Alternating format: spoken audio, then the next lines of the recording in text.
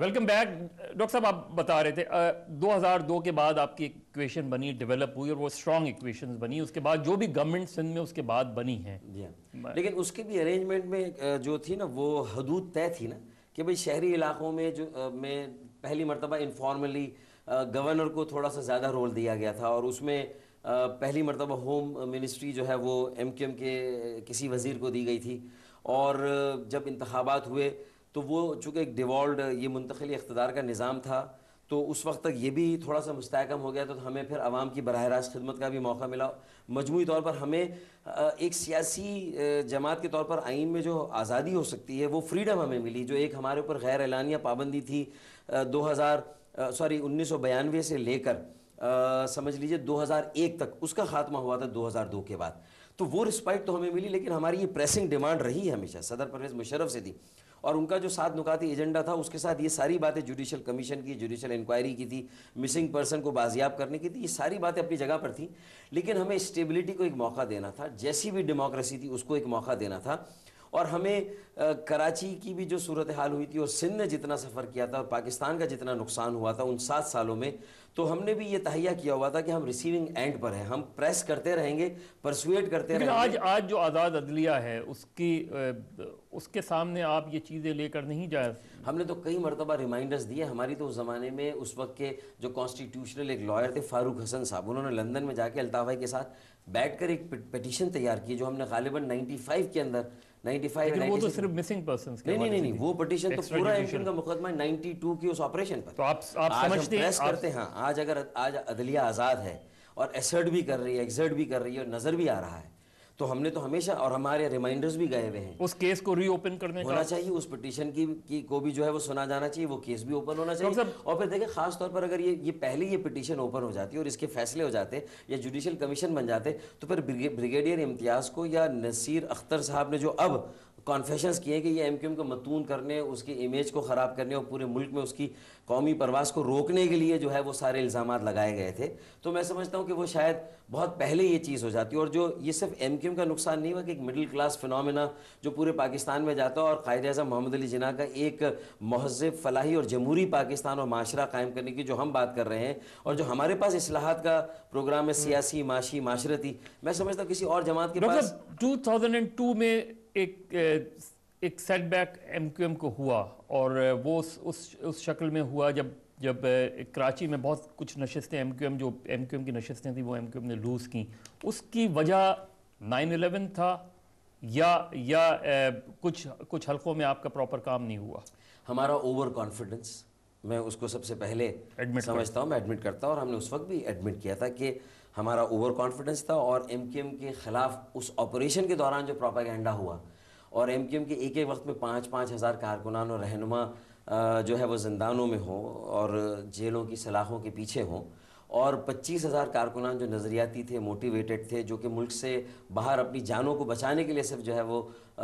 ملک سے باہر جانے پر مجبور ہوئے ہوں، اور کتنے ہی ہزاروں ہمارے کارکنان انڈر گراؤنڈ ہو، زیر زمین ہو، کیونکہ جو ماورا عدالت قتل، زیر حراست قتل، سیج اور سرچ آپریشن جو محاصرے تھے، اور پھر اس میں جو کچھ بھی، اور 25,000 FIR ہمارے خلاف جو 9/11 پہ جو، اور 9/11 کا بھی ایک اثر تھا. بالکل اس میں کوئی شک نہیں کہ 9/11 کے بعد جو صدر پرویز مشرف کی پالیسی تھی، اور ہم اس میں ان کے جو نیچرل الائی بنے، پھر جو ہمارا اور PMLQ کا ایک اسٹانس رہا، وہ ساری چیزوں کو اگر آپ دیکھیں تو میں سمجھتا ہوں کہ بالکل اس کا بھی اپنی جگہ ایک اثر تھا. اور پھر اس وقت 2001 کے الیکشن ہم نے جو بائیکاٹ کیا تھا، اس وقت نعمت اللہ جماعت اسلامی کے وہ بہرحال وہاں پر ناظم تھے، اور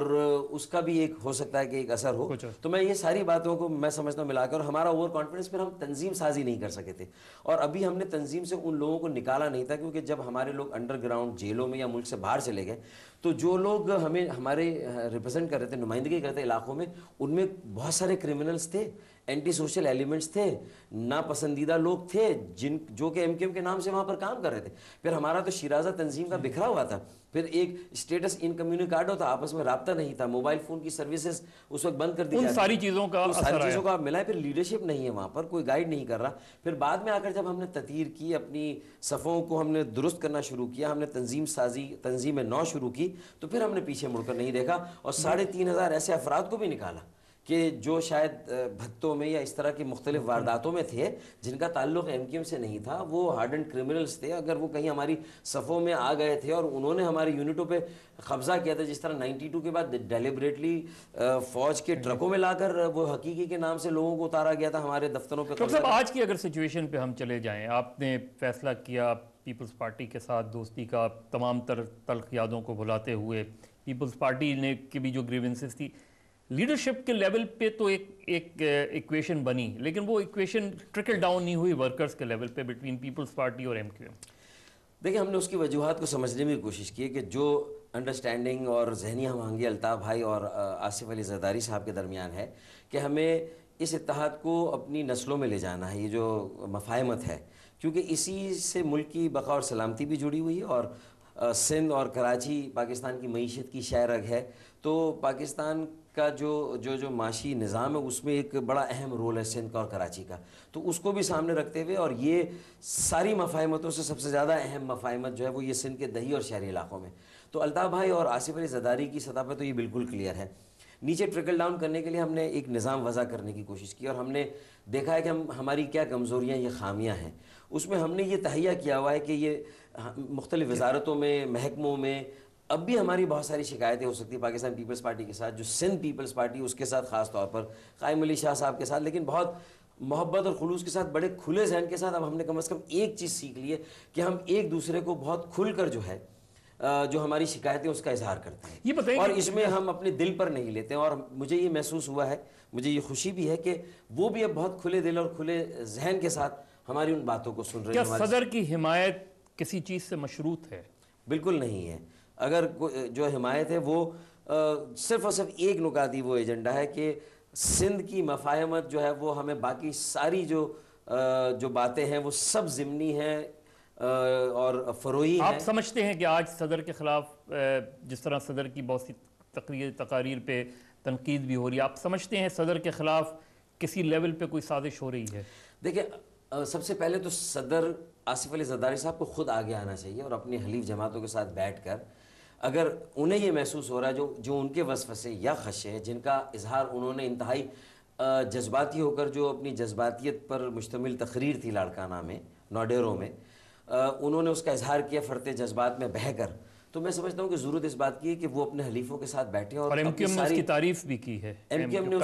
ایم نے جو ہے وہ اس پس منظر کو سمجھا ہے اور اسے بالکل اس کے اس کانٹیکسٹ لیکن ان کو اتحادیوں کو اعتماد میں لینا چاہیے، انہیں لینا چاہیے اور انہیں بتانا چاہیے کہ اگر ایسا ہے تو پھر اس پر ریاستی اداروں کا کیا کردار ہو سکتا ہے اگر کوئی ایسی صورت حال نظر آ رہی ہے. دیکھیں مبصرین بہت ساری باتیں کہہ رہے ہیں، تجزیہ نگار بہت ساری باتیں کہہ رہے ہیں، لیکن اصل رول تو لیڈ رول تو سیاسی جماعتوں کو لینا، اور اس میں سب سے پہلے تو حلیف جماعتیں ہیں، انہیں آپس میں مل کر ان ساری باتوں کو دیکھنا ہے کہ اگر کوئی ایسی صورت حال ہے تو اس کا کس طرح ہمیں مشترکہ طور پر مقابلہ کرنا ہے. کیا صدر یہ ریئلائز کرتے ہیں؟ اور الطاف بھائی نے تو یہ واضح طور پر کہہ دیا کہ این آر او پر اگر ہمارا کوئی اصولی اختلاف تھا جس کا احترام آصف علی زرداری صاحب نے بھی کیا، اور انہوں نے کہا کہ اگر کسی ایک ایشو پر اختلاف ہے تو اس کا یہ مطلب نہیں کہ ہمارے درمیان اتنی خلیج یا اتنے فاصلے ہیں کہ آج ہم مل کر جو ہے وہ باقی جو ایشوز ہیں اور ملک کو جن چیلنجز کا سامنا اس کو اوور کم نہیں کر سکے. ہماری صرف ایک شکایت ہے آصف علی زرداری صاحب سے یا پیپلز پارٹی سے کہ انہیں 1.5 سال میں جو چیزیں، چاہے وہ صوبائی خود مختاری کے حوالے سے ہوں، چاہے وہ کسانوں اور ہاریوں کا امپاور کرنا،